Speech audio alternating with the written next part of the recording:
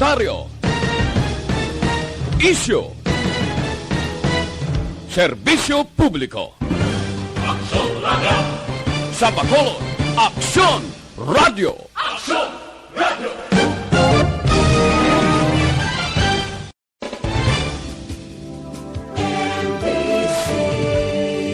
Manila Broadcasting Company. Sa balita, komentaryo, isyu, serbisyo publiko. Aksyon Radio! Sa Bacolod, Aksyon Radio! Aksyon Radio!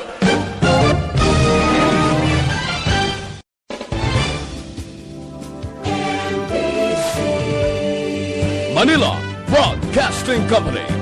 Sa balita, komentaryo, isyu, serbisyo publiko. Aksyon Radio! Sa Bacolod, Aksyon Radio! Aksyon Radio!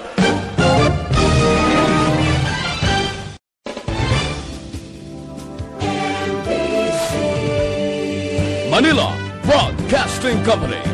Sa balita, komentaryo, isyu, serbisyo publiko. Aksyon Radio! Sa Bacolod, Aksyon Radio! Aksyon Radio!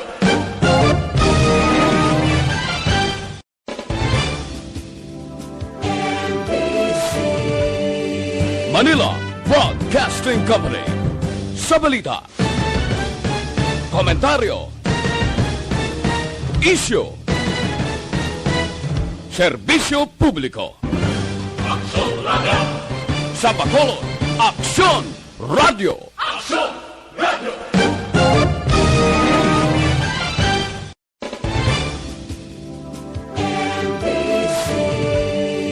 Manila Broadcasting Company. Sa balita, komentaryo, isyu, serbisyo publiko. Aksyon Radio! Sa Bacolod, Aksyon Radio! Aksyon Radio!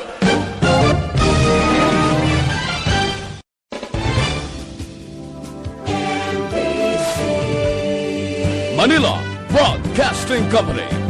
Sa balita, komentaryo, isyu, serbisyo publiko. Aksyon Radio! Sa Bacolod, Aksyon Radio! Aksyon Radio!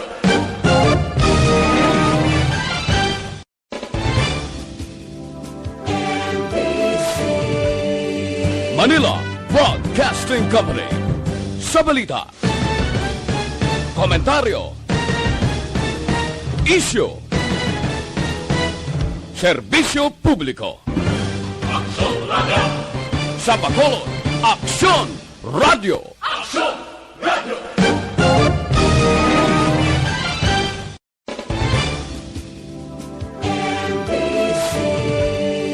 Manila Broadcasting Company.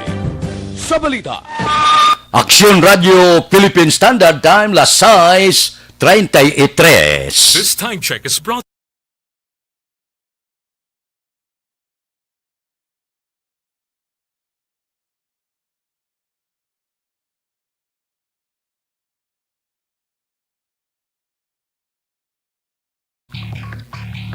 Aksyon Reports, second portion. Di kalidad, kag madalom ng mga analisis sa pinakainit na balita sa bilog na probinsya kag nasyon. Aksyon Reports, second portion. Patas kag balanse na komentaryo sa mga issues kag mga balita nga nag-aapekto sa mga pumuluyo sa adlaw-adlaw nga tanan. Aksyon Reports, second portion.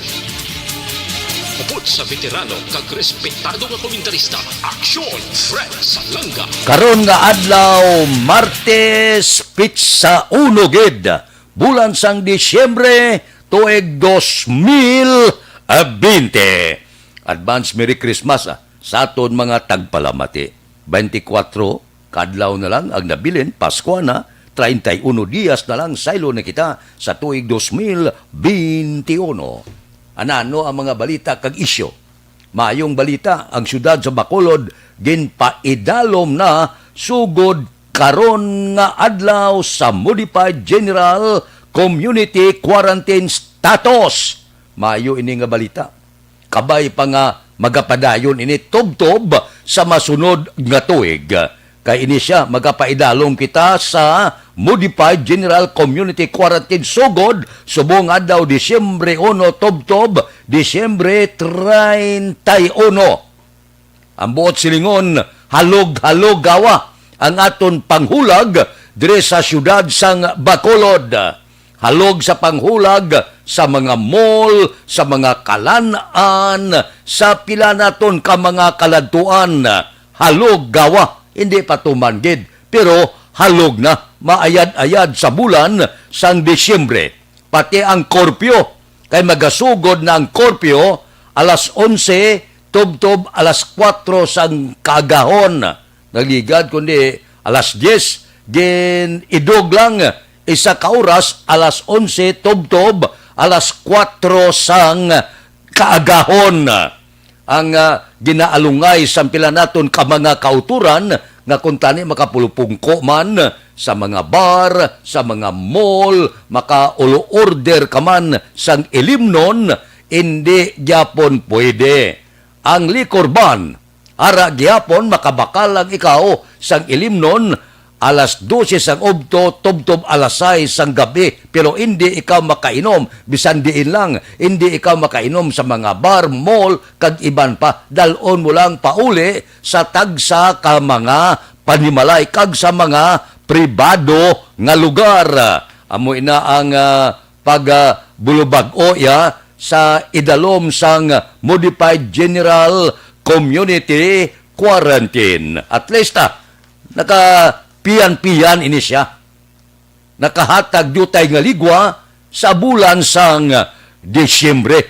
Maayo na ini bisan paano, ginpahanugutan sa apil kag pangabay ni Mayor Bing Leonardia na kung mahimo ipaidalom kita sa Modified General Community Quarantine kag ini aprobado na sang Malacañang kag subong man provincial o kon national nga gobyerno kag IETF. So, mag-Modified General Community Quarantine kita tubtob Disyembre 31. Aksyon Radio Philippine Standard Time las 6:37. Mabalik kami pagkatapos ini.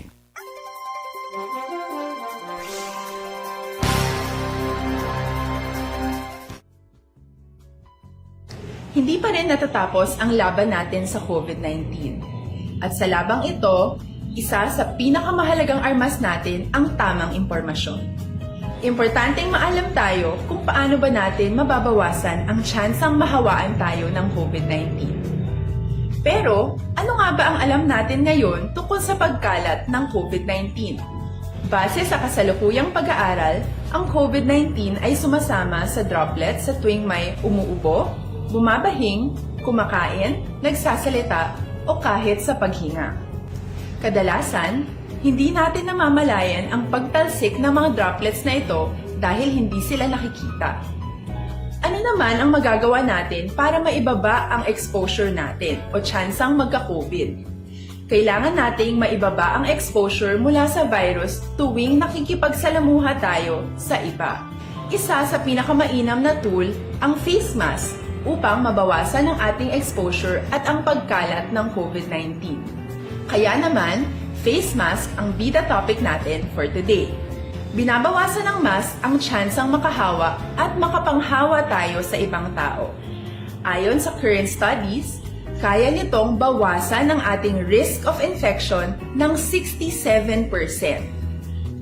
Ngayon, napakadami ng face mask na available para sa atin.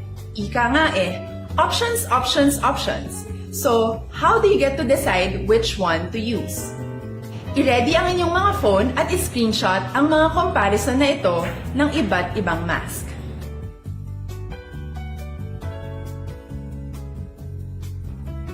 Ngayon, alam na natin na maaari tayong gumamit ng cloth mask. Alalahanin po na hindi pwedeng i-side A at side B ang cloth mask. Labhan ito araw-araw gamit ang maligamgam na tubig, detergent at bleach. Para naman po sa mga medical or surgical mask, tandaan na hindi ito maaaring i-recycle. Itapon na ito pag madumi na, basa na, o gamit na. Samantala, ilaan naman po natin ang mga N95 mask para sa ating mga healthcare workers na patuloy na nakikipaglaban sa COVID-19. Huwag din po nating kalimutan na hindi natin nirerekomenda ang paggamit ng N95 respirators with valve. Habang kaya nitong protektahan ka sa virus, hindi naman ito mapoprotektahan ang mga tao sa paligid mo, lalo na kung may sakit ka. Of course, face masks are not enough to protect us. It should still be coupled with other preventive measures. According to studies, kung magsuot ka lang ng mask at didistansya ng at least 1 metrong layo sa iba, mababawasan na agad ang tsansa mong makahawak at mahawaan, kaya ituloy lang natin ang pagprotekta sa ating mga frontliners at komunidad sa pamamagitan ng pagiging bida. B. Bawal walang mask. I. Isanitize ang mga kamay at iwas hawak sa mga bagay. D. Dumistansya ng hindi bababa sa 1 metro. At A. Alamin ang tamang impormasyon.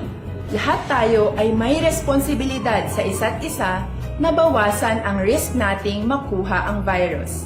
Ang pagsunod sa ating minimum health standard ay isa ring paraan para sabihing nirerespeto kita at gusto ko pareho tayong ligtas.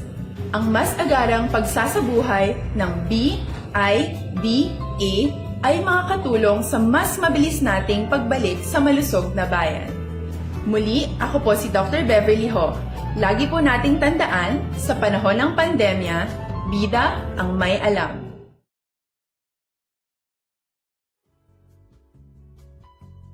Hindi pa rin natatapos ang laban natin sa COVID-19. At sa labang ito, isa sa pinakamahalagang armas natin ang tamang impormasyon. Importanteng maalam tayo kung paano ba natin mababawasan ang tsansang mahawaan tayo ng COVID-19. Pero, ano nga ba ang alam natin ngayon tungkol sa pagkalat ng COVID-19?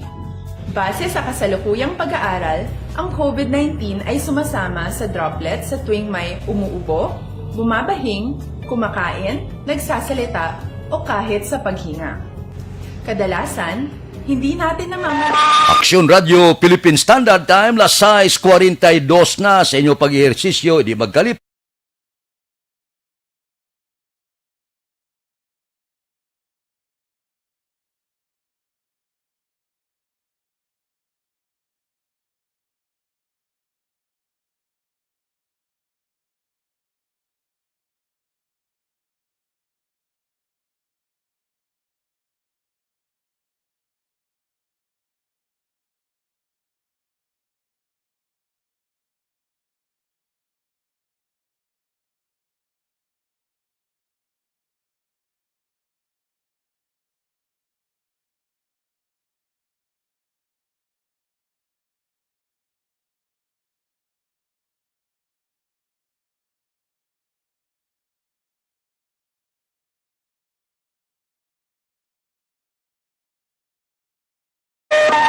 Aksyon Radio Philippine Standard Time, las 6:43 na. Palawig man ang General Community Quarantine sa Metro Manila tubtob Disyembre 31. Amoy naging palayag ni Presidente Rodrigo Duterte. Suno saya lakip sa lugar nga sa gihapon ara sa dalom kag ipaidalom sa General Community Quarantine ang National Capital Region, Batangas, dala ang Iloilo, Tacloban City, Lanao del Sur, Iligan, kag Davao City. Ang nabilin nga parte na sang pungsod ipaidalom sa Modified General Community Quarantine. Mayo man ini.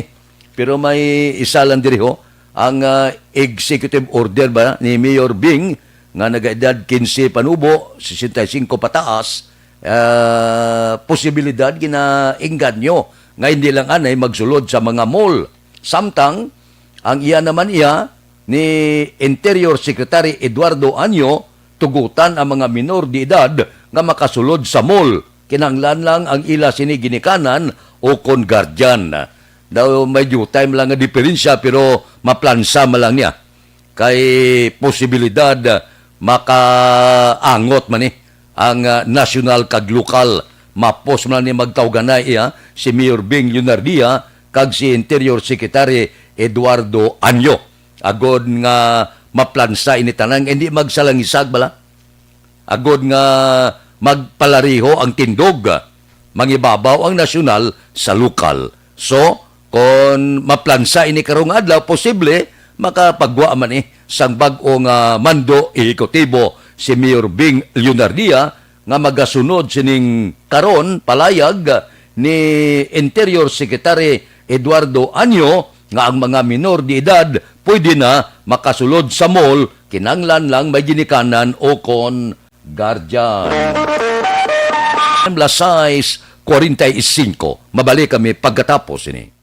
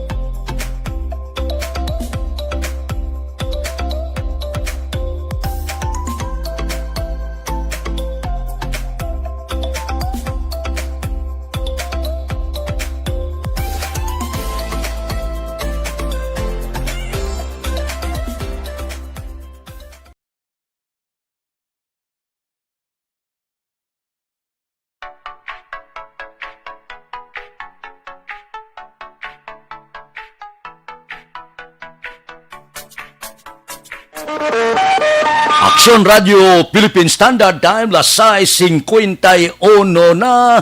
Mayo nga balita para sa mga pensyonado.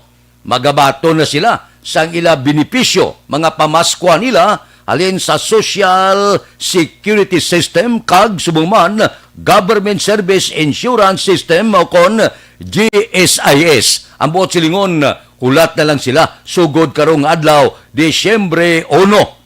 Kay ang GSIS may ara mga 330,496 ka mga retirado nga magabaton sang ila pamaskwa. Nagpaina ang GSIS ang 3.3 bilyones.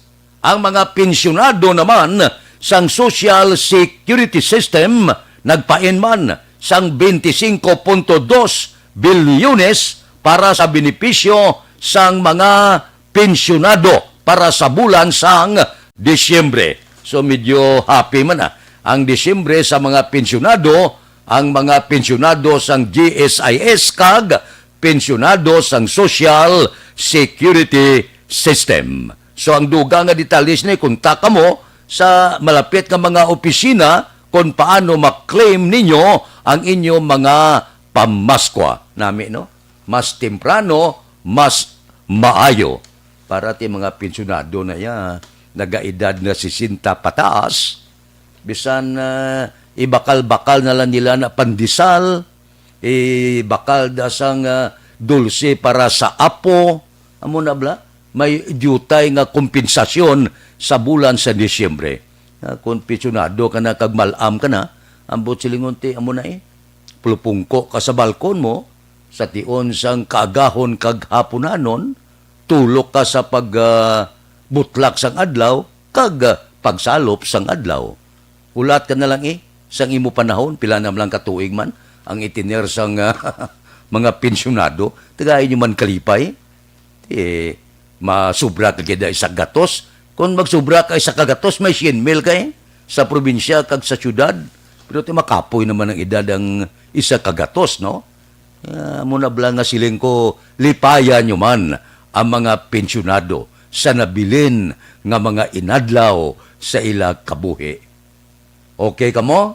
Sige Enjoy pagkabaton, medyo enjoy Bakal pamaskwa sa mga apo, ang iban na ibakal mama, iban abano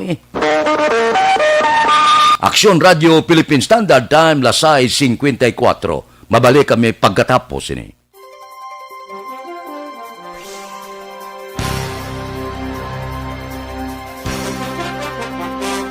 Tinatawag nilang new normal ang mga aksyong nakasentro sa pagpapahalaga sa kalusugan.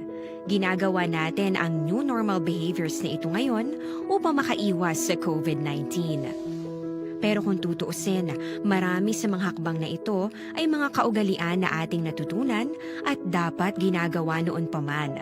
Makakatulong ang mga ito sa pag-iwas sa anumang sakit. Tulad ng paglilinis ng kamay, tinuro sa atin simula pagkabata na maghugas pagdating sa bahay, bago kumain at pagkagamit ng palikuran. Sa panahon ngayon, dapat mas madalas na ang paglilinis ng kamay. Bukod sa paggamit ng tubig at sabon, maaaring gumamit ng alcohol-based hand rub o sanitizer kahit nasan ka man. Kapag naglilinis ng bahay, kailangang mas dalasan ang pag-disinfect ng mga bagay na palaging hinahawakan. Makakagawa ng pang-disinfect gamit ang ordinaryong bleach na panglaba. Maghanda ng isang parte ng bleach at ihalo ito sa 9 na parte ng malinis na tubig. Kung hindi naman emergency, hindi na kailangan pumunta pa sa doktor dahil sa telemedicine. Kapag nahihirapan sa paghinga at iba pang malalang sintomas ng sakit, agad na kumonsulta sa doktor. Maaari ring tumawag sa Barangay Health Response Team o BHERT. Huwag kalimutan ang mga natutunan dahil ito ang ating sandata para maging handa sa new normal.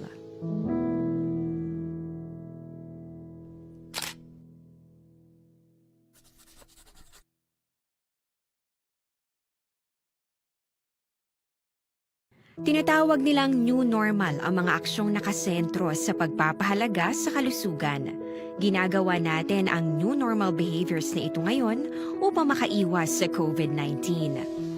Pero kung tutuusin, marami sa mga hakbang na ito ay mga kaugalian na ating natutunan at dapat ginagawa noon pa man. Makakatulong ang mga ito sa pag-iwas sa anumang sakit. Tulad ng paglilinis ng kamay, tinuro sa atin simula pagkabata na maghugas pagdating sa bahay, bago kumain at pagkagamit ng palikuran. Sa panahon ngayon, dapat mas madalas na ang paglilinis ng kamay. Bukod sa paggamit ng tubig at sabon, maaaring gumamit ng alcohol-based hand rub o sanitizer kahit nasan ka man. Kapag naglilinis ng bahay, kailangang mas dalasan ang pag-disinfect ng mga bagay na palaging hinahawakan. Makakagawa ng pang-disinfect gamit ang ordinaryong bleach na panglaba.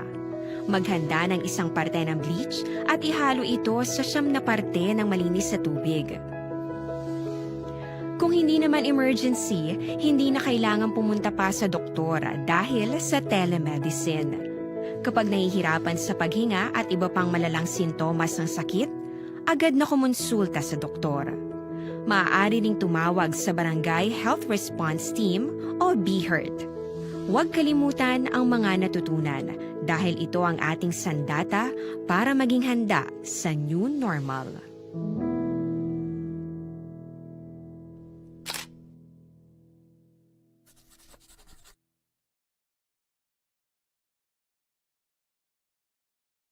Tinatawag nilang new normal ang mga aksyong nakasentro sa pagpapahalaga sa kalusugan. Ginagawa natin ang new normal behaviors na ito ngayon upang makaiwas sa COVID-19. Pero kung tutuusin, marami sa mga hakbang na ito ay mga kaugalian na ating natutunan at dapat ginagawa na... Philippine Standard Time, lasay 58. Mayo man nga pamaskwa sa mga kompanya sang langis. Igual presyo, pamaskwa. Imbis nga pamaskwa kita ko tani sa mga driver, manubo-dubo nga presyo sang gatong para makaganansya, porte inarangkada nila, Disyembre 1 gid, sumaka ang presyo sang gatong. Kampyon nga pamaskwa.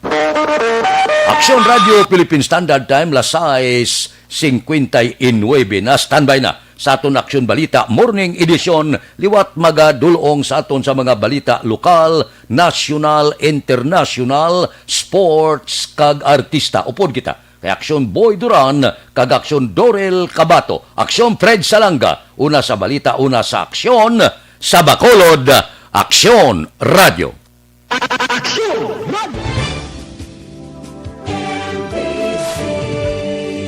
Manila Broadcasting Company. Sa balita, komentaryo, isyu, serbisyo publiko. Aksyon Radio. Sa Bacolod, Aksyon Radio.